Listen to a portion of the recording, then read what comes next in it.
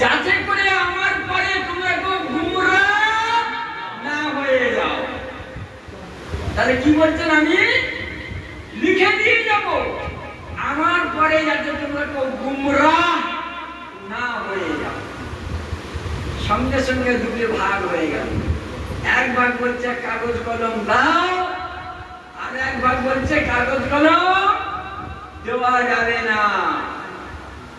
আমরা এর আগে শুনেছি রাসূলকে বলা হয় উম্মি নবী, মানে উনি লেখাপড়া জানেন না, লিখতেও জানেন না, পড়তেও জানেন না, নাউযুবিল্লাহ মিন যালিক, নিরক্ষর, কিছু জানে না, লেখাপড়াও জানে না, মানে লিখতেও জানে না, পড়তেও জানে না।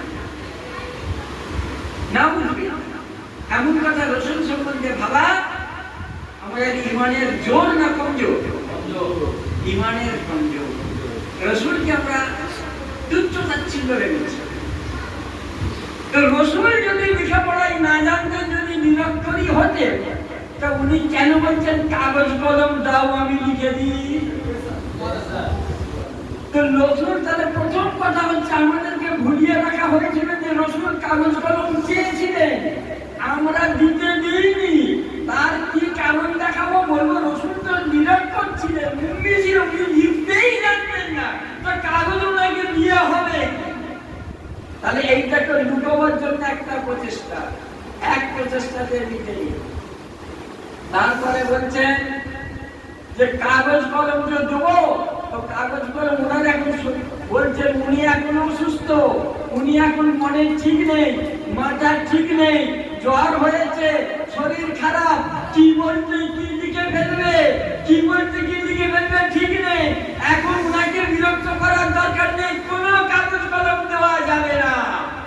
তো রাসূল যদি মনে রাখবেন, আল্লাহর রাসূল যদি অসুস্থ হয়ে যায়, আল্লাহর রাসূলের যদি শারীরিক বিমারি এসে যায়, আল্লাহর রাসূলের যদি জ্বর হয়ে থাকে, কি বলতে কি লিখে ফেলে, তো এর আগে 23 বছরের কোরআনী জীবনে কত কি ঠিক হয়েছে না হয়েছে, কখন শরীর খারাপ হয়েছে, কখন অসুস্থ হয়েছে, তাহলে কি না কি বলে ফেলেছেন, কোরআনে সব ঢুকে গেছে। তো সেই কোরআন আমরা কি করে পড়ব?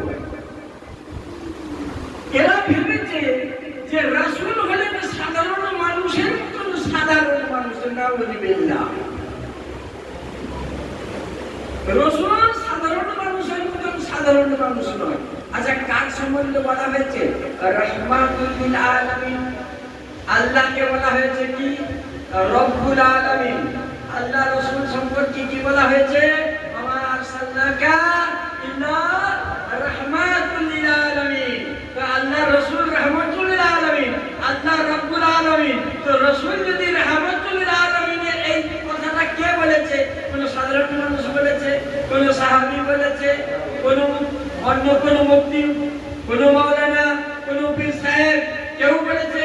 আল্লাহ রাব্বুল আলামিন নিজে বলছেন রাহমাতুল লিল আলামিন। কোন মানুষের জন্য, সাধারণ মানুষের জন্য এই লাকাব দেওয়া হয়নি। এই লাকাব একমাত্র আল্লাহ রাসূলের জন্য দেওয়া হয়েছে রাহমাতুল লিল আলামিন। এর আগে কাউকে দেওয়া হয়নি। তো যে রাহমাতুল লিল আলামিন, তার কলম যদি পবিত্র না হয়, তার কলম যদি সবসময় ঠিকঠাক না চলে, তিনি যদি ঠিকঠাকভাবে সব কথা বলতে না পারেন, তো সাধারণ মানুষ গুমরাহ হবে কি হবে না? রাসূল কখন কি বলে ফেলেছেন 23 বছরের জীবনীতে, তাহলে হাদিসে কত কথা উল্টোপাল্টা ঢুকে গেছে, কখন শরীর খারাপ হতে পারে, এইটা চাপা দেওয়ার জন্য, এর থেকে আমাদেরকে বাঁচার জন্য আল্লাহ পাক আহলে বায়াতকে সৃষ্টি করলেন যে এইসব মুনাফিক থেকে সাবধান, এইসব মুনাফিক থেকে সাবধান, আহলে বায়াত পাকের কদম ধরো, তাহলে এই মুনাফিকি থেকে বেঁচে তোমরা গুমরাহ হবে না।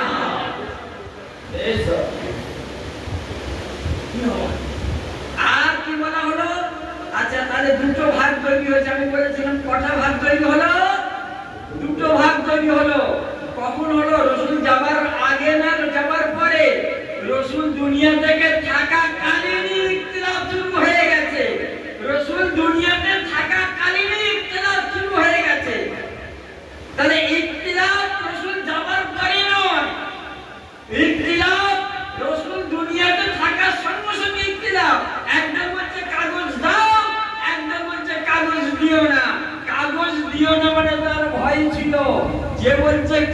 দিও না। আপনারা জানেন নামটা, আমি রমসাবুর নামটা বলেননি, আমিও নামটা বলতে চাই না, কিন্তু আপনারা জানেন কাগজ দিতে কে বারণ করেছিল সকলের আগে? এখন বলছে যে আরে আলী তো ছিল, সে তো কাগজ দিতে পারতো, তো আলী কি বারণ করেছিল যে কাগজ আনো না? আলী কি বারণ করেছে যে কাগজ দিও না? কিন্তু আলী তো কোনো কিছুই বলেনি, নাও বলেনি, হ্যাঁ বলেনি। তুমি মাতব্বরি করে কেন বলতে গেলে যে কাগজ দেওয়া আনা দরকার নেই? কেন তুমি মাতব্বরি করেছিলে? তাহলে মাতব্বরি করে তুমি কাগজ আনার কেন বিরোধিতা করেছিলে? তাহলে বিরোধিতার পিছনে কারণ কি ছিল?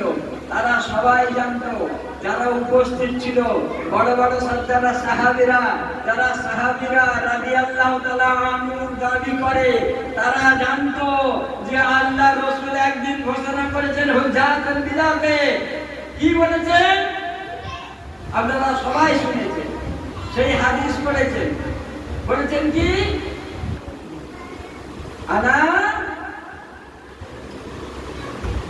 মদিনাতুল আওয়ালিল বাবা। এই কথা আপনারা বহুবার শুনেছেন যে আমি জ্ঞানের শহর আর আল্লাহর দারুল্লাহ। মান কুনতু মাওলাহুম ফাজা আলিউল মাওলা। কে বলেছে?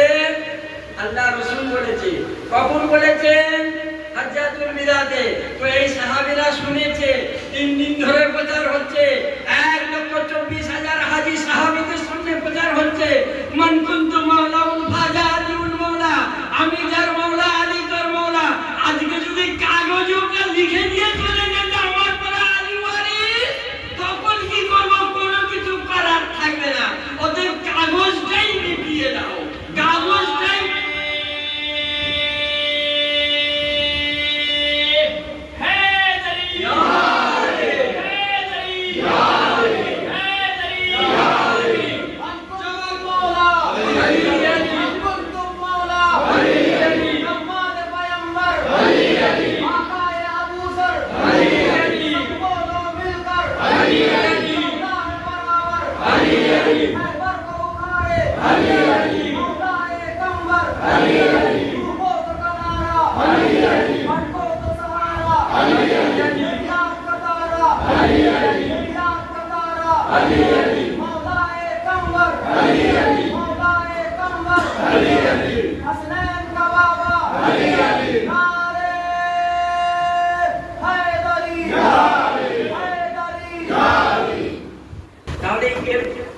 রহস্যটা কি? কাগজ কলম কেন দেওয়া হলো না? এতক্ষণ ধরে যে অজুহাত গুলো দেওয়া হয়েছিল সব কটা ছিল অজুহাত। মেন কারণ কি ছিল? ভয় ছিল যে আল্লাহ রাসূল নিশ্চয়ই ওইটাই লিখে দেবে। কি লিখে দেবে? মান কুনতু মাওলাহুম ফাজা আলিউল মাওলা। এইটা যদি সব কত আল্লাহ নিয়ে দিন ইসলামে এসেছি, রাজা হব, বাদশা হব, খলিফা হব, ইসলামের সমস্ত দায়িত্ব, সমস্ত কর্তৃত্ব হাতে নেব, কত ইচ্ছা মনে বাসনা নিয়ে এসেছি। আর আজকে যদি এই লেখাটা হাতের সামনে চলে আসে, আর কোনোদিন হবার সুযোগ থাকবে? আর কোনোদিন খলিফা হওয়া, বাদশা হওয়া, রাজা হওয়ার সুযোগ থাকবে? আর কখনো থাকবে না। তো জ্বর থেকে নিপাত করে দাও, প্রথম থেকেই কেমন দিয়ে দাও, এই বিষয়টা থাকবে না। তাহলে হাদিসে কিরতাস থেকে আমরা পেলাম দুটো গোত্র, দুটো ভাগ, দুটো গোষ্ঠী তখন থেকেই তৈরি হয়ে গেছে। একটা গোষ্ঠী হলো আহলে বাইত পাক, আর মাওলায়ে মুশকিল কুসাকে ঈমানদার প্রকৃত মুমিন ছিলেন, তাদের একটা মহাপাত। যারা এতদিন পর্যন্ত সেইটা দেখিয়েছিল তাদের একটা দল, তারা বলল না না এটা হতে পারে না। তখন আল্লাহ রাসূল যখন দেখলেন পরিস্থিতি কি হলো, যখন একটা বিশৃঙ্খলা তৈরি হলো, বিশৃঙ্খলা তৈরি হলো, খুব মনোযোগ দিয়ে, যখন ঘরের মধ্যে একটা বিশৃঙ্খলা তৈরি হলো, বিশৃঙ্খলা তৈরি হওয়ার সময় আল্লাহ রাসূল খুব গুসা হয়ে গেলেন, মনের মধ্যে রাগ এসে গেল, চোখ লাল হয়ে গেল, মুখটা লাল হয়ে গেল। তখন সঙ্গে সঙ্গে আল্লাহ রাসূল বললেন দূর হয়ে যাও, আমার ঘর থেকে বেরিয়ে যাও। সবাই আল্লাহ রাসূল বলছেন আমার ঘর থেকে বেরিয়ে যাও। তো যদি কাউকে খুব বেশি ভালোবাসতে, যদি সে পেয়ারের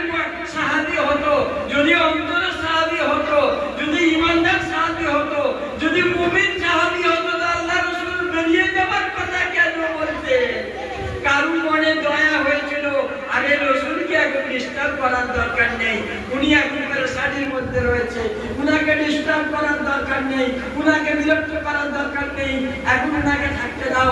এসব কথা পরে আলোচনা হবে, এসব কথা পরে আলোচনা হবে।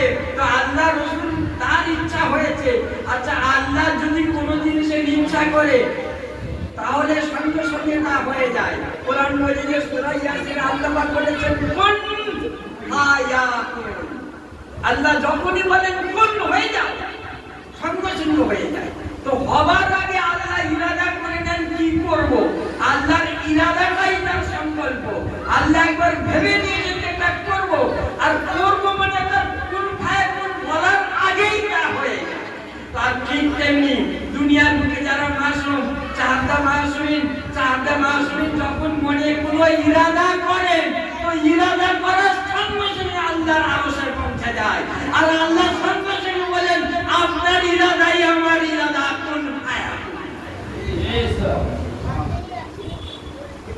যখন আদম কোন ইরাদা করেন, আল্লাহ বললেন ওইটাই আমার ইরাদা, তো যাও সঙ্গে সঙ্গে ওই কুন ফায়াকুন বলে দিলেন, বললেন হো, তো হয়ে যায়। তো এই হলো আহলে বাইত। আমরা সেই আহলে বাইতের নিদর্শন পেয়েছি, আমরা সেই আহলে বাইতের কদম পেয়েছি। এর জন্য আমরা আল্লাহর দরবারে শুকরিয়া আদায় করে আমরা দর্শকুন আল্লাহ। সুরপাত, ভাগ বাটোয়ারা, দলবাজি, গোষ্ঠী তৈরি হলো। এই গোষ্ঠী যদি ওই দিন হজ্জাতুল বিদাতে গাদিরে ঘুমে আল্লাহ রাসূল যা নির্দেশ করেছিলেন যদি সেই মতন মেনে চলা যেত, এত ফিতনা ফাসাদের কোনো কিছুই হতো না।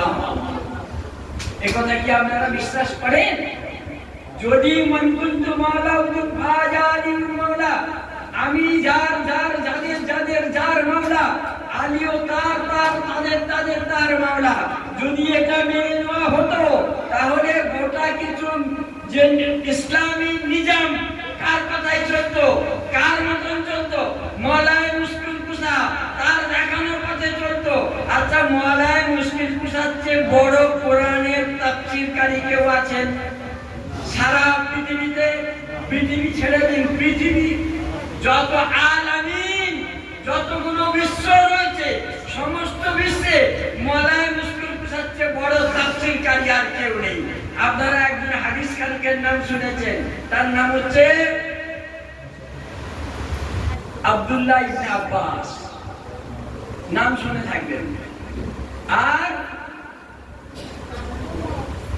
আবু হুরায়রার নাম তো হাদিসে গুচ্ছ গুচ্ছ, আব্দুল্লাহ ইবনে মাসউদ আর আব্দুল্লাহ ইবনে আব্বাস। আব্দুল্লাহ ইবনে আব্বাস তখন বয়স ছিল খুবই কম, 14-15 বছর। আল্লাহ রাসূল ওনাকে সবচেয়ে বড় মুফাসসির দাবি করে নিয়ে গেছেন। যত বড় বড় তাফসীর, অসাধারণ তাফসীর হযরত আব্দুল্লাহ ইবনে আব্বাস করে গেছেন। ওনাকে আল্লাহ রাসূল সবচেয়ে বড় মুফাসসির দাবি করে গেছেন। আর মনে কায়না ওই তাফসীর উনি কোথা থেকে নিলেন? উনি তাফসীর নিতেন হযরত আব্দুল্লাহ ইবনে তাফসীর নিতেন মওলা কায়নাত থেকে। যখনই কোনো আয়াত নাযিল হতো তাফসীর উনার কাছ থেকে নিতেন। একটা জায়গাতে একটা ছোট্ট ঘটনা ঘটে যায়। যখন আপনারা জানেন একটা সূরা রয়েছে, সূরাটার নাম হচ্ছে সূরায়ে নসর। সূরায়ে নসর, সেই সূরাটা কি দিয়ে শুরু হয়েছে? বিসমিল্লাহির রহমানির রহিম, ইজা জাআ নাসরুল্লাহি ওয়াল ফাতহু। আপনারা পড়েছেন? ইজা জাআ নাসরুল্লাহি ওয়াল ফাতহু ওয়ারাইতান নাস ইয়াদখুলুনা ফি দীনিল্লাহি আফওয়াজা বিহামদি রাব্বিকা ওয়াস্তাগফিরু ইন্নাহু কানা তাওয়াবা। এটাকে বলা হয় সূরায়ে নসর। এই সূরা যখন নাযিল হলো, এই সূরার তাফসীর নিয়ে অনেক চিন্তা ভাবনা চলছে, অনেকে এদিক ওদিক চলছে, বিভিন্ন লোক বিভিন্ন মতামত দিচ্ছে।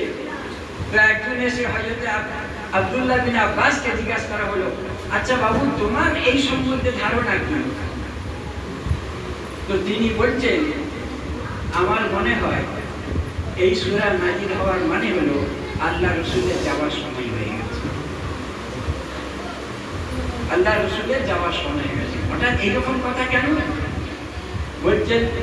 সূরাটা লক্ষ্য করবেন, ইজা যখন যা আসবে নাসরুল্লাহ, আল্লাহর সাহায্য, ইজা যা নাসরুল্লাহ ওয়াল ফাতহ মানে বিজয়, যখন আল্লাহর সাহায্য আসবে এবং বিজয় আসবে।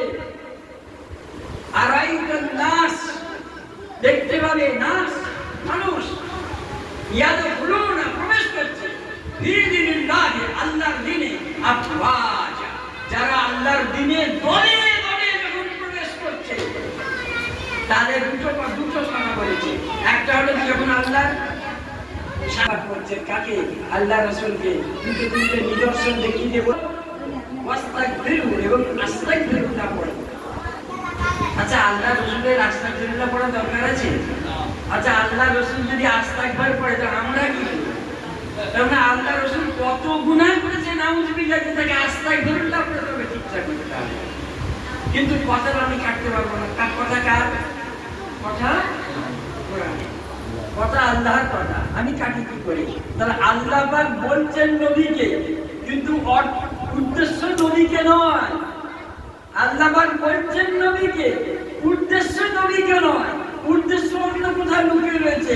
আব্দুল্লাহ ইবনে আব্বাস বলছেন আল্লাহ রাসূলের যাবার সময় হয়ে গেছে, আল্লাহ রাসূলের সময় হয়ে গেছে, উনি হয়তো চলে যাবেন। তো এই রকম তাফসীরকারী যারা ছিলেন, তারা তাফসীর কার কাছ থেকে শিখতেন? তারা তাফসীর শিখতেন মাওলানা মুসলিম কুসার কাছ থেকে।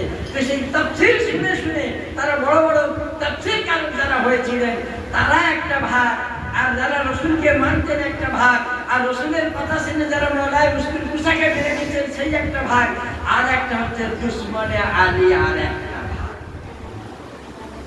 তাহলে কি পেলেন? মুহিব্বানে আলী আর একটা দুশমনে আলী। একটা মুহিব্বানে আলী, একটা দুশমনে আলী, দুটো ভাগ আল্লাহ রসুল দুনিয়াতে থাকা কালীনই তৈরি হয়ে গেছে। রসুলের যাওয়ার পরে তো অনেক পরের কথা, তখন তো খিলাফার নির্বাচন হয়েছে। মাওলানা কায়নাত বলছে, তোরা কে খলিফা হলি, কি হলি না হলি, ও নিয়ে আমার কোনো মাথা ব্যথা নেই। আরে দুনিয়ায় যে সাম্রাজ্য চালাবে, আমি দুনিয়ায় ওই সাম্রাজ্য চালাবার জন্য আসিনি, দুনিয়ায় কোনো অর্থনৈতিক বাদশা হওয়ার জন্য আসিনি। আমি মানুষের দিনের উপর অঞ্চলের উপর খিলাফত করি, মানুষের দিনের উপর অঞ্চলের উপর বাদশাহী করি, আমি তার উপর মানুষকে কন্ট্রোল করতে থাকি। তাহলে মাওলানা কায়নাতের ওই সামান্য খলিফা নিয়ে তার কোনো চিন্তা ভাবনা ছিল না। উনি জানেন তুই যেই খলিফা হও, ও মানুষের তৈরি করা খলিফা, খলিফা আল্লাহ পাক মুকাররার করে দিয়েছেন, আল্লাহ পাক খলিফা ঠিক করে দিয়েছেন, আল্লাহ পাক ওসি ঠিক করে দিয়েছেন, আল্লাহ পাক তার রাসূলের পরবর্তী কে হবে তা ঠিক করে দিয়েছেন। এই যে পরিস্থিতি, এইটাই আমাদেরকে একটু একটু করে নিয়ে গেছে কারবালা। এইবার আমরা আপনাদেরকে একটা অন্য ঘটনা থেকে নিয়ে যাবো। যে বাদশা এটা করতো, সে কোথা থেকে বাদশা এটা করতো? সিরিয়া, বর্তমান তার নাম আগের নাম ছিল শামের দরবারে। শামের দরবারে একটা চুক্তি হয়েছিল, আপনারা শুনেছেন, মানে কারবালার অনেক আগে, কারবালার অনেক আগে একটা চুক্তি হয়েছিল শামের দরবারে। শামের দরবারে ঠিক করাটা ঠিক নয়, একটা চুক্তি হয়েছিল। সেই চুক্তিকে বলা হয় বড় ইমাম হযরত ইমাম হাসান মুস্তাফা ইবনে আলী আলাইহিস সালাম, তার সঙ্গে চুক্তি হয়েছে কার? একটা চুক্তি হয়েছিল। চুক্তিটাকে চুক্তি বলা ততক্ষণ যাবে না যতক্ষণ আমরা দুজনে একটা চুক্তি করলাম, চুক্তি করার পর যার সঙ্গে চুক্তি করলাম সে যদি শর্তগুলো না মানে, তাহলে তাকে পুরোপুরি চুক্তি বলা যাবে না। তাহলে শর্ত একটাই, মেন চুক্তির ব্যাপারটা এখানেই ছিল যে তোমাকে চুক্তির শর্তগুলি মেনে চলতে হবে। তো শামের দরবারে যখন চুক্তি হলো, চুক্তিতে বড় ইমাম প্রথম এসে বলছেন চুক্তির প্রথম শর্ত কি হবে? কোরআন এবং সুন্নাহর প্রতি আমল করবে। কি হলো? চুক্তির প্রধান শর্ত ভালো করে সুন্নাহ হয়, যদি কেউ প্রকৃত মুসলিম হয়, যদি সে প্রকৃত সাহাবী হয়, যদি সে কাতিবে কোরআন হয়ে থাকে, তাকে শেখাতে হবে যে তুমি কোরআন এবং সুন্নাহর প্রতি আমল করো। কাকে শেখানো হবে? যে কোরআনের বরখিলাফ করে, যে সুন্নাতের বরখিলাফ করে, যে প্রকৃত ভালো করে মুসলমানই হয়নি, যার মধ্যে ঈমানই নেই, যে বেঈমান হয়ে রয়েছে, যে তার মধ্যে এখনো সেখানে মুনাফিকি লেগেছে, তাকে শিক্ষা দিতে হয় যে কোরআন মেনে চলো, সুন্নাত মেনে চলো। তো বড়ই বাধ্য করে সে বলছেন কোরআন আর সুন্নাত মেনে চলো, তো আমাদের বুঝতে অসুবিধা হয় না। যাকে বলছে তার মধ্যে সেই ঈমান এখনো নেই, সে মুমিন নয়। না মেনে চলো। তাহলে এখন যদি কোরআন সুন্নাহ মেনে চলতে হয় প্রথম শর্ত, তাহলে আমরা পরবর্তী পর্যায়ে দেখতে পাবো সে কোরআন সুন্নাহ মেনে চলেছে কি চলেনি। বলা হয়েছে দ্বিতীয় শর্ত, পিতা কে বলছেন? হযরত ইমামে হাসান মুস্তাফা বলছেন আমার পিতা আলী ইবনে আবু তালিবকে মসজিদের মিম্বরে বসে যে তোমরা গালাগালি দিচ্ছ, খারাপ কথা বলতে, সব কথা বন্ধ করতে হবে, কোনোদিন তার বিরুদ্ধে কথা বলা যাবে না। তোমরা গালাগালি দিচ্ছে, কথা বলা যাবে না, এ কথার মানে কি? মানে দাঁড়ানো তাহলে মোলা মুকিম প্রসাকে গালাগালি দেওয়া হতো, তাহলে উনার সম্বন্ধে উল্টোপাল্টা কথা বলা হতো, উনাকে অভিশাপ দেওয়া হতো। তাই তো উনি শর্ততে লিখছেন যে কোনোদিন আমার পিতা হযরত আবু তালিব সম্বন্ধে কিছু কথা বলা যাবে না। এই দুটি শর্ত কি পালন করা হয়েছিল? এছাড়াও আরো শর্ত ছিল, আমি অত এগোতে পারবো না, সময় আমার কাছে টিক টিক টিক টিক করছে, অতএব আমি আর এগোতে বেশি পারবো না। তো যাই হোক, এই দুটি শর্ত বললাম, দুটি শর্তকে পুরোপুরি পালন করা হয়েছিল, দুটি শর্ত পুরোপুরি পালন করা হয়নি। তাহলে এর থেকে বোঝা যাবে যে শর্ত পালন করে না, যে ওয়াদা খিলাফ করে, আল্লাহ রাসূল মুনাফিকদের কতগুলি নিদর্শন বলে গেছেন। আল্লাহ রাসূল বলেছেন মুনাফিককে চিনার একটা বড় নিদর্শন করবে। বড় ইমাম পাকের সঙ্গে যখন ওয়াদা করেছে, চুক্তি করেছে, ওয়াদার খিলাফ করেছে, তাহলে সে কি হলো? মুমিন হলো না মুনাফিক হলো? আল্লাহ রাসূলের কথা অনুযায়ী সে মুনাফিক হলো। সেই মুনাফিককে যদি এখনো যারা মেনে থাকবে, তাদের হাসর নাসর কার সঙ্গে হবে? আল্লাহ রাসূল বললেন তুমি দুনিয়াতে যার সঙ্গে রয়েছো, তুমি যার সঙ্গে লেগে থাকো, তোমার হাসর হবে তার সঙ্গে। তো যদি এখন মুনাফিকদের সঙ্গে কেউ লেগে থাকে, মুনাফিককে তার রাহবার হিসেবে মেনে থাকে, তাহলে তার হাসর হবে ইনশাআল্লাহ ওই মুনাফিকের সঙ্গে। তখন আর বুঝতে পেরে যাবে বন্ধু কোথায় কি পরিস্থিতি রয়েছে, কোথায় কেমন কি করেছো। আল্লাহ পাক তাবারাক তাআলা জাল্লা জালালুহু তিনি সব ঠিক করে দিয়েছেন। হায় হায়, কোরআন বলছে, কি বলছেন? ইয়াকুলু ইয়া লাইতানি কদ্দামতু লি হায়াতি, ইয়াকুলু, তারা বলবে ইয়া লাইতানি, হায় হায় কি সর্বনাশ করেছি, কদ্দামতু লি হায়াতি, যদি দুনিয়ায় বেঁচে থাকতাম সময় কিছু যদি পাঠিয়ে থাকতাম, যদি দুনিয়ায় বেঁচে থাকার সময় যদি কিছু জমা করে থাকতাম, তাহলে আজকে আমার এই পরিস্থিতি হতো না। ইনি বলে যাচ্ছিলেন খমসের কথা। আমি বাগনানে চালিশে পাকের মজলিসে এই খমসের ব্যাপারে সামান্য একটুখানি কাজ করে গিয়েছিলাম। যাই হোক, যদি কিছু আমি পাঠিয়ে থাকতাম, শামের দরবারে যখন চুক্তির খেলাপ করা হলো, বড় ইমাম পাক মদিনা থেকে বুঝতে পারলেন মানুষ গিয়ে থাকে বলছেন যে মুয়াবিয়ার সঙ্গে যে চুক্তি হয়েছিল সে তো চুক্তি মানছে না। বড় ইমাম পাক একদিন আসবেন ঠিক করলেন। কোথায় আসবেন? শামের দরবারে। শামের দরবারে আসছেন, বেশ কিছু যখন এসেছেন, এখানে খবর হয়ে গেছে যে হযরত ইমামে হাসান আসছেন। বলছে ঠিক আছে, যত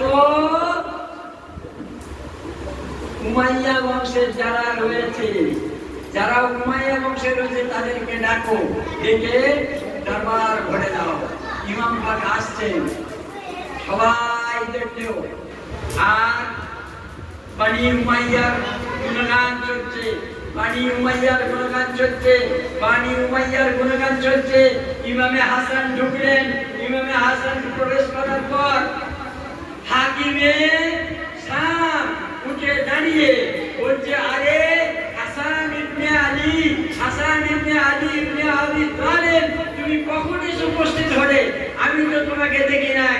ইমাম পাক বলছেন, আমি তখন এসে উপস্থিত হয়েছিল যখন ওই বানি উমাইয়ারা তোমার নামের গুণগান করছে, উমাইয়াদের গুণগান করছে। কান খুলে শুনে নাও। বড় ইমাম পাক বলছেন, কান খুলে শুনে নাও। মুআবিয়া ইবনে আবু সুফিয়ান, শুনো, আমি হলেন হাসান, আনা হাসান ইবনে আলী ইবনে আবি তালিব। আমি হাসান আলী ইবনে আবি তালিবের ছেলে, আমি সাইয়্যিদা হযরতে ফাতেমার ছেলে, আমি রাসূলের ওয়ারিস, আমি রাসূলের শাহজাদা। এবং শুধু তাই নয়, আমি আদমের ওসি। আমি যখন এই পরিচয় দিচ্ছেন, আর আমি তো বড় ইমাম বলছেন, আমি আমার জন্ম, আমার কিরদার, আমার সমস্ত ফজিলত আমি এইখান থেকে শুরু করে আমার বাপ থেকে শুরু করে আদম পর্যন্ত যেতে পারি। আমি তোমাকে চ্যালেঞ্জ করছি, তুমি এসে একটু তোমার মায়ের খবরটা একবার আমাকে বলো তো। বলছে, কাকে বলছে? বড় ইমাম এই কথা কাকে বললেন? হাকিমে শাম তাকে বলছে যে আমি তো আমার বংশের পরিচয় এখান থেকে শুরু করে আদম পর্যন্ত চলে যেতে পারবো, আমাদের ফজিলত শোনাতে পারবো। তুমি কমপক্ষে একবার সকলের সামনে তোমার মায়ের পরিচয়টা দাও। চুপ করে গেছে, ভীষণ লজ্জিত অবস্থায় পড়ে গেছে। এমন সময়েতে মাজমাকে ঠেলে ঠেলে ঠেলে ঠেলে একজন লোক ইমাম হাসান আলাইহিস সালামের পিছন দিকে এসে বলছেন, আরে তুমি। ইমাম হাসান তখন বলছেন, আমি যদি ইচ্ছা করি শামকে ইরাক করে দেবো, ইরাককে শাম করতে পারি, দিনকে রাত করতে পারি, রাতকে দিন করতে পারি, ডুবে যাওয়া সূর্যকে তুলতে পারি। এই কথা যখন বলছে, পিছন থেকে একজন এসে বলছে, আরে কে তুমি? এত বড় বড় কথা বলছো, যদি মিথ্যাবাদী কথা বলছি, যদি এটা করতেই না পারো। ইমাম পাক শুধু পিছন দিকে একবার তাকিয়ে দেখে নিয়ে বলছেন, আরে পুরুষদের জায়গায় মহিলার আগমন কেন? তোমার লজ্জা লাগে না? কি বললেন? বললেন পুরুষদের জায়গায় মহিলার আগমন কেন? লজ্জা লাগে না? বলার সঙ্গে সঙ্গে ওই লোকটির মধ্যে চেহারার পরিবর্তন ঘটে যাচ্ছে, তার বেশের পরিবর্তন ঘটে গেছে, গোটা শরীরে পুরুষের চিহ্ন থেকে মহিলার চিহ্ন ফুটে আসছে। লোকটি লজ্জায় পড়ে গেছে, পিছন দিক থেকে ফিরে যাচ্ছে, পিছন দিকে ফিরে যাচ্ছে। এই বলে ইমামে হাসান তাকে নামাজ পড়ে, 2 রাকাত নামাজ পড়ে হাত তুলে বলতে হয়নি, আল্লাহ একে পুরুষ আছে মহিলা করে দাও। খালি বলে দেন, আরে পুরুষদের মাঝে মহিলা কেন? লজ্জা লাগেনি, মহিলা হয়ে গেছে, লজ্জায় সে পুরুষ বেরিয়ে চলে যাচ্ছে। এই হলেন ইমামে হাসান। আর ইমামে হাসানের আওলাদ হলেন হুজুর গাউসে পাক, যিনি মসজিদ যদি চাইতেন এক মহিলার 5 মহিলার 5টি কন্যা সন্তান দরবারে এসেছেন। আর যদি আমার মেয়ে সন্তান হয়, আমার স্বামী আমাকে তালাক দিয়ে দিবে বলেছে, তো ইমাম হুজুর গাউসে পাক বললেন, যা, যেটা খুব ছোট করে বলছি, ঘটনা অনেক বড়। হুজুর গাউসে পাক বললেন, পেটে যেটা আছে ওটাও ছেলে হবে, আর ঘরে যেটা 5টা মেয়ে আছে তারাও ছেলে হয়ে গেছে। কার সন্তান? ইয়া গৌস আল্লাহ, ইয়া গৌস আল্লাহ, ইয়া গৌস আল্লাহ। হুজুর ইমামে হাসান আলাইহিস সালামের আওলাদ হুজুর গাউসে পাক। তো হাসান যেমন পুরুষকে মহিলা করে দিতে পারেন, তো হুজুর গাউসে পাক তেমনি বাচ্চিকে, ওই ছোট মহিলা ছেলে মেয়েদেরকে পুরুষ বানিয়ে দিতে পারতেন। আর সেই হচ্ছেন রুহুল্লাহ হুজুর, যিনি আজ আমাদের এখানে উপস্থিত।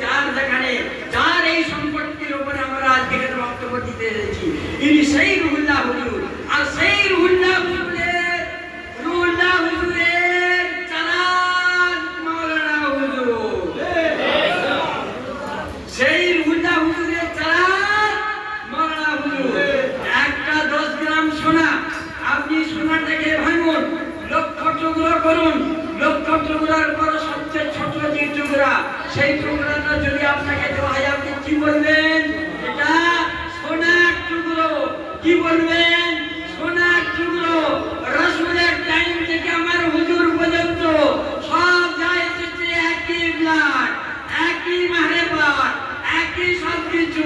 তো সেইটা যদি সোনার টুকরো হয়ে থাকে তো আমার হুজুরও ওই রকম রেসালাত দেখতে। আমার হুজুর ওই রকম রেসালাতের টুকরো। যে হুজুরকে পেয়েছে সে দুনিয়াও পেয়েছে, আখিরাতও পেয়েছে। যে হুজুরকে পেয়েছে সে দুনিয়াও পেয়েছে, আখিরাতও পেয়েছে। আর কেউ যদি হুজুর কাছে শুধু দুনিয়ার জন্য আসে, হুজুর চিনতে পেরে জানি শুধু দুনিয়া চায়, শুধু দুনিয়া চায়। আল্লাহ রাসূল সম্পর্কে, আল্লাহ রাসূলের কাছে যখন কেউ এসেছিল, আল্লাহ ওই হাকিমের শাম সম্পর্কে বলেছিলেন যে ইনার সম্পর্কে, তো তখন বলছেন আরে উনার সম্বন্ধে আমি একটা হাদিস শুনেছি, আল্লাহ রাসূল বলেছিলেন যে দুনিয়া তোর পেট কোনোদিন ভরবে না, তোর পেট কোনোদিন ভরবে না। তো এমন মানুষ রয়েছে যারা যাবে শুধু দাও দাও দাও এইভাবে করতে থাকবে, হুজুর তাকে চেনেন। আর আমরা যেটা হুজুরকে দিই কি দিই? নজরানা দিই। আমরা হুজুরকে যে নজরানা দিই, এই নজরানা কেন দিই? এই নজরানা এই কারণে দিই, আমরা যে ইনকাম করি সেই ইনকামটা যেন পবিত্র হয়ে যায়। আল্লাহ রাব্বুল আলামিন কোরআন পাকের মধ্যে আল্লাহ রাসূল সম্পর্কে বলছেন ইউযাক্কিহিম ওয়া ইউআল্লিমুহুল কিতাবা ওয়াল হিকমা। তাকে পাঠানো হয়েছে কেন? না তিনি যাক্কিহিম, তিনি তাদেরকে পরিষ্কার করবেন, পরিচ্ছন্ন করবেন, নিষ্পাপ করবেন। ওয়া আল্লামুহুল কিতাবা, আর তিনি তাদেরকে কিতাবের ইলম দান করবেন। তাই রাসূলকে পাঠিয়েছেন। আমার হুজুরকে ওই রাসূলের রাস্তা ধরে পাঠিয়ে আনা হয়েছে। আমরা ওনাকে যা সামান্য কিছু দিই, আমার ইনকামটা পবিত্র হবে, আমার ইনকামটা পবিত্র হবে। আর উনি আমাদেরকে কিছু শিক্ষা দিবেন, আমরা ওনার কাছ থেকে ইলম গ্রহণ করব। সুবহানাল্লাহ।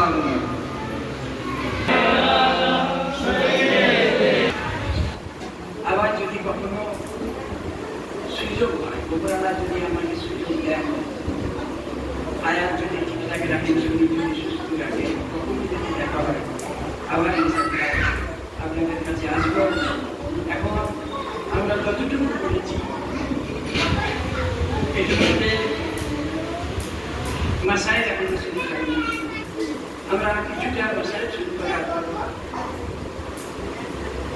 চাইছি, কারণ আজকে কেউ খেজুরের সঙ্গে, আঙ্গুরের সঙ্গে, দুধের সঙ্গে সর্বদে বিষ মিশানো হয়েছে।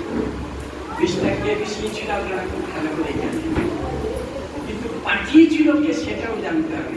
বিষটা এসেছিল কোথা থেকে? রোম থেকে। শাম মানিয়েছিল, পাঠিয়েছিল, চেয়েছিল, রোম থেকে বিষ এসেছিল। সে বিষ এত মারাত্মক একটা বিষ, তার এক বিন্দু যদি একটা বড় পুকুরে পড়ে, আজকে যত মাছ আছে, যত পশু পাখি আছে, সেই বিষের আসরে শেষ হয়ে যায়।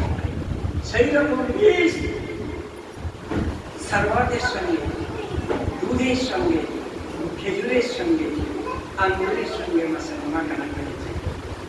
মনের বাদ এসে বলছেন পানি কি চাইলেন? পানি। কিসে মিশানো আছে? খেজুর, আঙ্গুর, শরবত, দুধ। এবার চাইছেন কি? পানি। মার্কেটটা কোথায়? উনি সব জানেন, যে কোনটা সাজানো রয়েছে, জানেন প্রত্যেকটা এখানে বিষাক্ত অবস্থায় রয়েছে। আর আমাকে এটা মারার জন্যই এই পরিকল্পনা করা হয়েছে।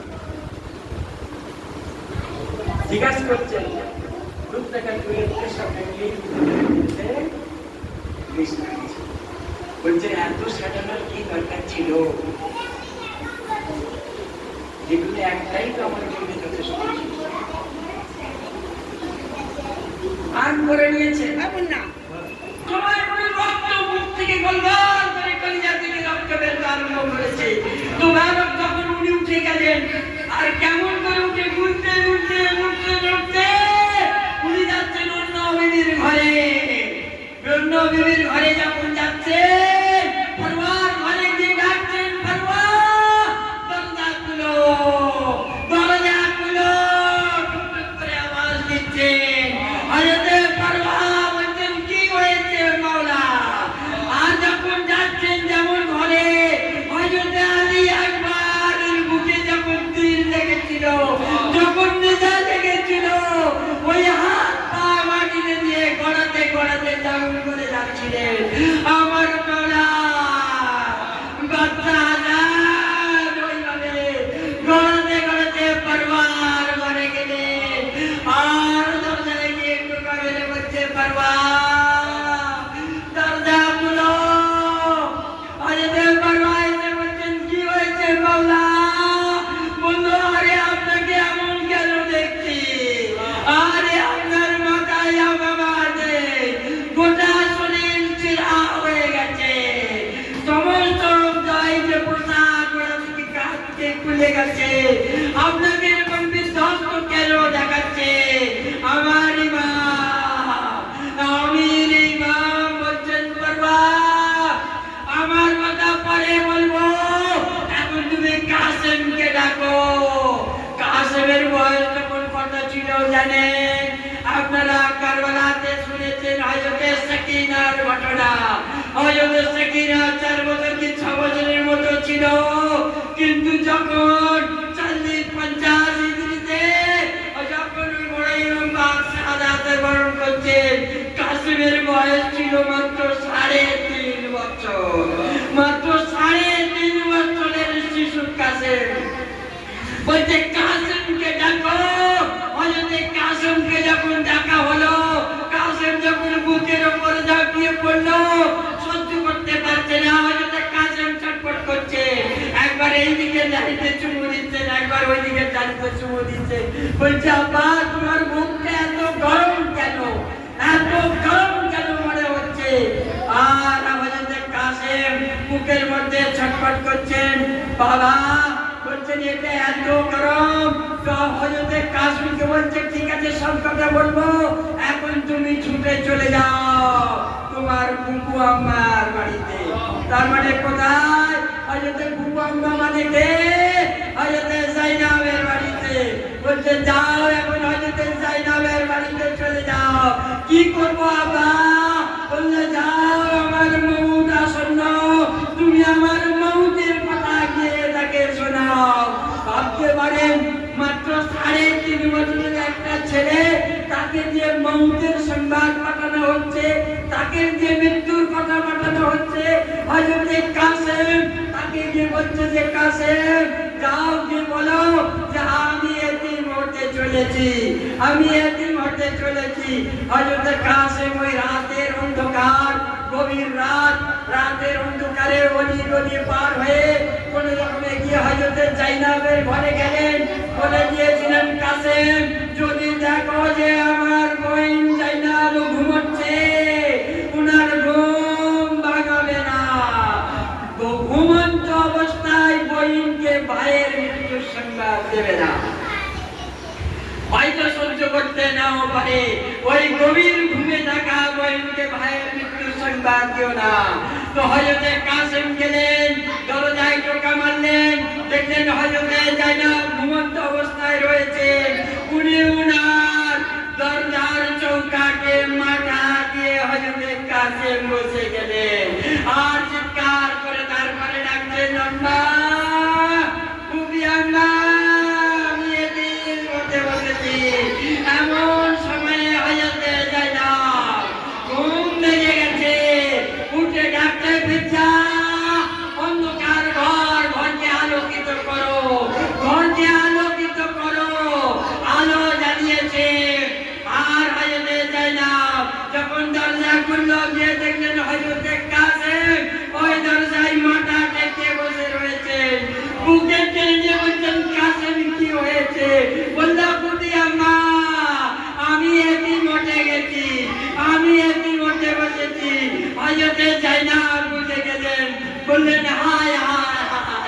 আমার মায়ের আর একটা সন্তান চলে গেল, আর উজাড় হয়ে গেল। হযরতে যায়েনব সঙ্গে সঙ্গে ছুটলেন, হযরতে ইমাম হাসানের দরবারে এলেন। দেখছেন যে বুক থেকে মাংস খণ্ড কলিজা কেটে কেটে পড়েছে, সেগুলো একটি তস্তরি একটি থালায় সাজানো রয়েছে, সেগুলিকে চাপা দেওয়া রয়েছে। এমন সময় আমার ইমামে হুসেন ছুটে এসে নিজের ভাইয়ের মাথাটাকে নিজের কোলে দিয়ে টপ করে কাঁদছেন, আর চোখ থেকে পানি পড়ছে। এ ভাইয়া, তুমি আমাকে এই অবস্থায় ছেড়ে কোথায় যাচ্ছ? ও ভাইয়া, আমি কার সাহারা নিয়ে থাকবো? নানা চলে গেছে, মা জাহারা চলে গেছে, হযরত আব্বানি চলে গেছে।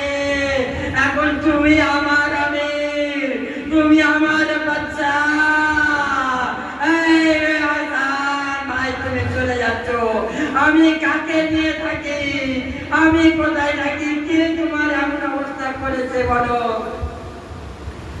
ইমাম পাক সান্ত্বনা দিয়ে বলছেন, ভাই হৌসলা বুলন্দ রাখো, হৌসলা বুলন্দ রাখো, সাহস এবং ধৈর্য রাখো। তোমার মক্তালে মদিনা নাই, তোমার মক্তাল মদিনা নাই, তোমার মক্তাল হচ্ছে কারবালা। আমি তোমার জন্য কারবালার সেই মঞ্জার তোমাকে দেখিয়ে দিতে চাই। আরে ইমামে হাসান কারবালার ভিত্তি বলতে গেলে উনি ওইখানে সমস্ত কিছু তৈরি করে দিয়ে গেছেন। কারবালার সেই দৃশ্য, এই ঘটনার জন্য ইমাম হাসান মুস্তাফা ইবনে আলী আলাইহিস সালাম উনাকে কেমন করে তৈরি করে দিয়ে গেছেন। তারপর অনেক কষ্ট করে ইমাম হাসান মুস্তাফা ইবনে আলী আলাইহিস সালামের কাফন হলো। তারপরে উনাকে নিয়ে যখন যাওয়া হচ্ছে, রাস্তা দিয়ে যখন যাচ্ছে, দাফন করা হবে কোথায়? না নবীর পাশে যেখানে রয়েছেন ওইখানে দাফন করা হবে। রাস্তায় কয়েকজন লোক এসে ঘিরে দাঁড়ালো, না ইমাম হাসানকে ওখানে দাফন করা যাবে না, উনাকে নিয়ে যাওয়া যাবে না। রাস্তা ঘিরে দাঁড়িয়েছে কেন? না যার বাড়িতে নবী দাফন রয়েছে তার পারমিশন আনতে হবে, তাকে জিজ্ঞাসা করে তবে ওখানে দাফন করা যাবে। আরে আহলে ভাই, নবুয়তের নিশানি, রিসালাতের নিশানি, নবুয়তের খুনটাকে দাফন করা যাবে না, বললে না তার পারমিশন চাই। যার কার আপনারা জানেন, আল্লাহ রাসূলের রাজ কার বাড়িতে দাফন আপনারা তাকে জানেন, সেই কার বাড়ি থেকে পারমিশন আনতে হবে।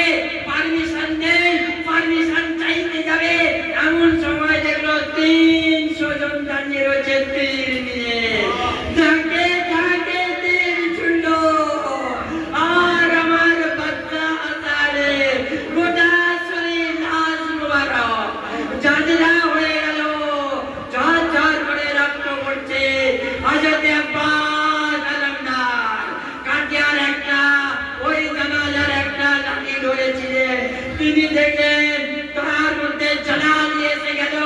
তিনি বললেন, এত বড় ক্ষমতা, আমার আমিরের লাশের উপর তীর চালায়, আজ আমি সেখানে হাজির হয়ে রয়েছি, আমাকে কে রুখতে পারবে না।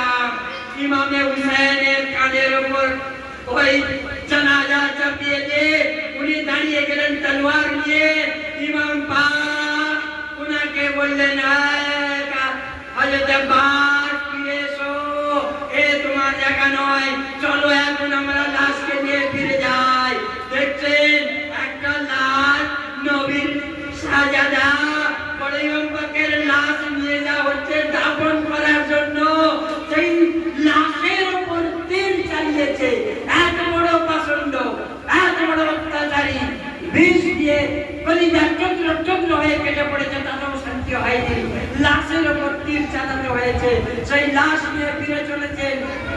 কোথায় গেছেন? হযরতে হাসানের হাভেলিতে ফিরে যাননি, লাশ নিয়ে যাচ্ছেন হযরতে যায়েনবের ঘরে।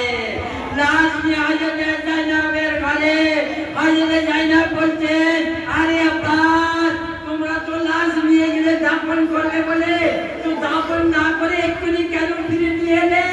হযরত আব্বাস বলছেন, দেখুন লাশের কি পরিস্থিতি, শয়ে শয়ে তীর এখানে দিয়েছে, গোটা শরীরকে তাজরা করে দিয়েছে।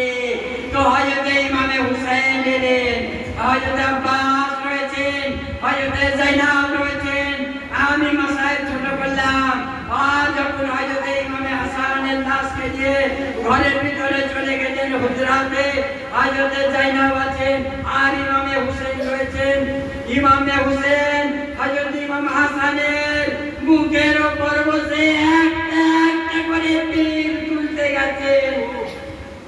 আর এমন সময় হযরত জাইনাব আমার ইমামের কালি এই হাতের কবজি চেপে ধরে বলছেন, না হুসেন তুমি একটাও তীর এখান থেকে বার করবে না। ইমাম হুসেন বলেন, তাহলে তীর কে বার করবে? জাইনাব বলছেন, আমি নিজে হাতে অনেক তীর বার করব, কারণ আজ যদি তুমি নিজে হাতে তীর বার করো তো কারবালা ময়দানে হযরত আলী আকবরের তীর বুক থেকে কে বার করবে? হযরত আব্বাসের চোখ থেকে তীর কে বার করবে? হযরত আলী আকবরের গলা থেকে তীর কে বার করবে? তুমি যদি আজকে তীর বার করো, তুমি তীর বার করতে পারবে না। হযরত জাইনাব হযরত হাসানের বুকের উপর বসে একটা করে তীর বার করলেন। আর ইমামে হুসেন বলছেন, বাইন এ কাফন আর চলবে না, কাফনকে পরিবর্তন করতে হবে, আর একটি কাফন দাও। হযরত জাইনাব বললেন, ভাইয়া হযরত জিবরিল জান্নাত থেকে 5টা কাফন এনেছিলেন, একটা তো মায়ের কথা মতন হযরত নবী দোজাহানকে দিয়ে দিয়েছি, একটা তো আম্মা হযরত ফাতেমাকে দিয়ে দিয়েছি, একটা তো 21 রমজান হযরত মালাই মুশকিল কুসাকে দিয়ে দিয়েছি, আর একটা তো ইমামে হাসানকে দিয়ে দিয়েছিলাম, আর একটা তো কাপড় পড়ে রয়েছে, তা কি হবে? ভাই ইমামে হুসাইন বলছেন, ওই কাপড়টা আমার দাদা আমার আমির হযরত ইমামে হাসানকে দিয়ে দাও। হযরত জাইনাব বলছেন, ভাইয়া 5টা কাপড়ের মধ্যে যদি এখন এটা ইমামে হাসানকে দিয়ে দিই তো তোমার জন্য যেটা রয়েছে সেটা কি হবে? তুমি কোথায় কাপড় পাবে? আমার ইমাম পাক বলছেন, আমার জন্য কাপড় লাগবে না। আপনারা বলছেন বেগোরবে কাপড় হ্যায়, আজ আদিতে পড়াচ্ছে বেগোরবে কাপড় হ্যায়। ইমাম পাকের কোনো কাপড় জুটল না। বাদশা হুসেন, শাহস্তা হুসেন, কোনো কাপড় জুটল না। ইন্না লিল্লাহি ওয়া ইন্না ইলাইহি রাজিউন। এতক্ষণ ধরে আপনাদের কাছে যে কদমে আমার লক্ষ লক্ষ হুজুর সালাম এবং কদম মুর্শিদিয়া হুজুরের কাছে আমার গুনাহগুলি মাফ চাইছি। আমার আলাইনা ইল্লাল্লাহ। মুরিদ আছেন, তারা এখানে সবাই উপস্থিত হয়েছেন এবং আমার হুজুর পাকের থেকে যারা শিক্ষা পেয়েছে, মাতম মজলিস এবং ইমাম হুসেন আলাইহিস সালামের জন্য যে আজাদারি, তার জন্য তারা এখানে উপস্থিত হয়েছেন। এবং এখন আমাদের মোর্শিয়াখানি এবং মাতমের মজলিস শুরু হবে। আলহামদুলিল্লাহ।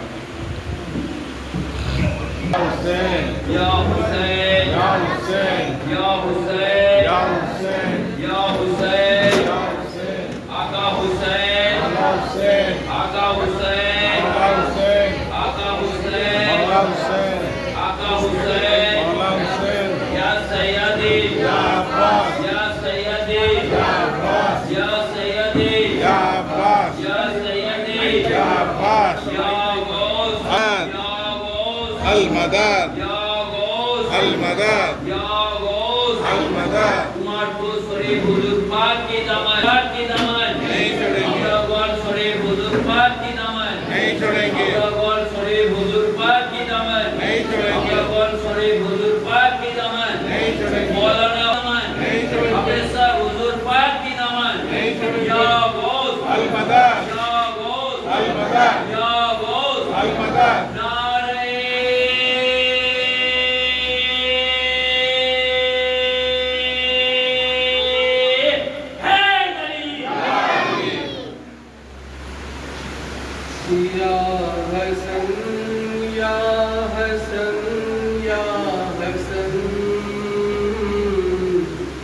या हसन या हसन या हसन या हसन या हसन या हसन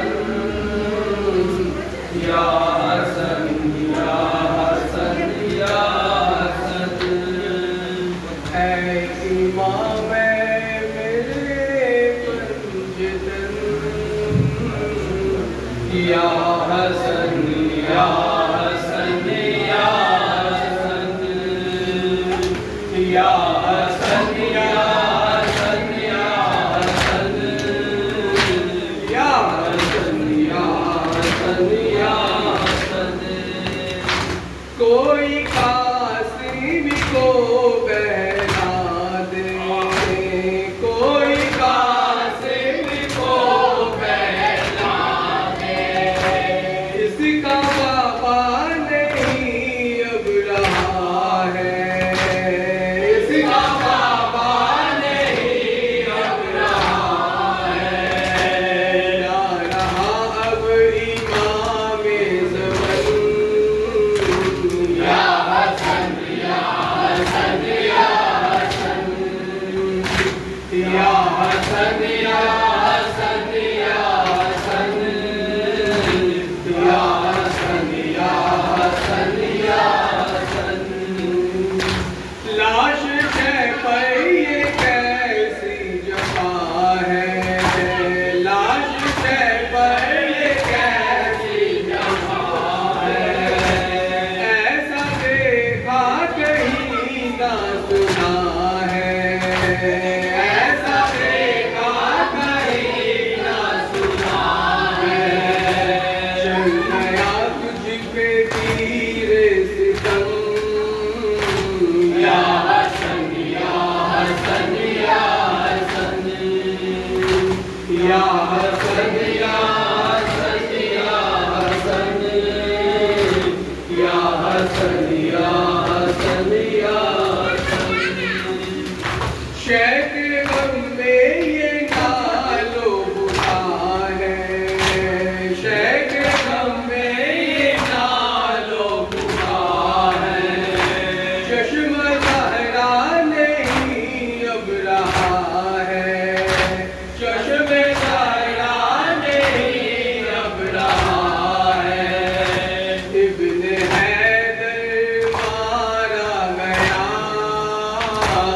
या हसन या हसन या हसन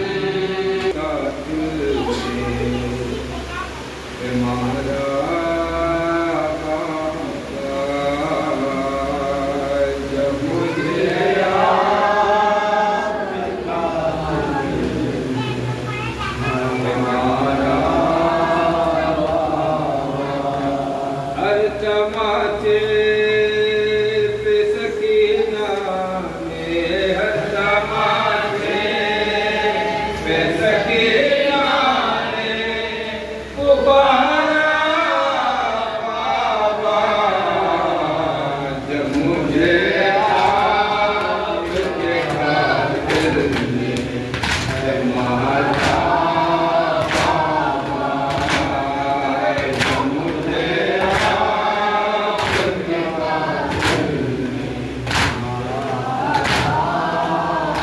मुझे बातों से पकड़ कर है तमाचे मारे मुझे बातों से पकड़ कर है तमाचे मारे मैंने सर से मांगा जो तुम्हारा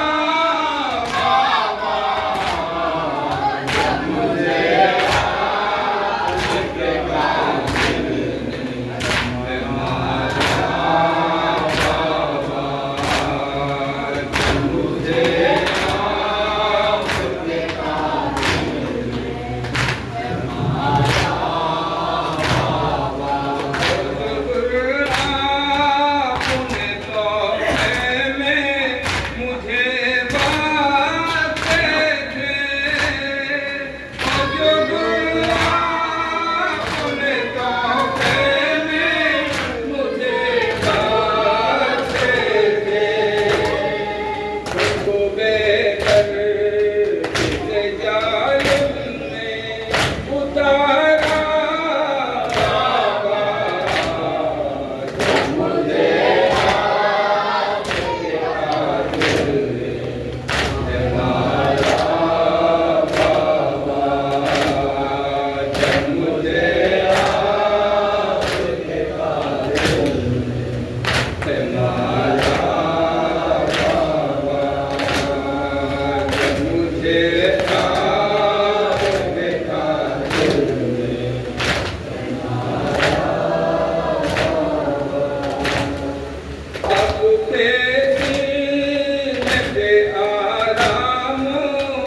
রসুল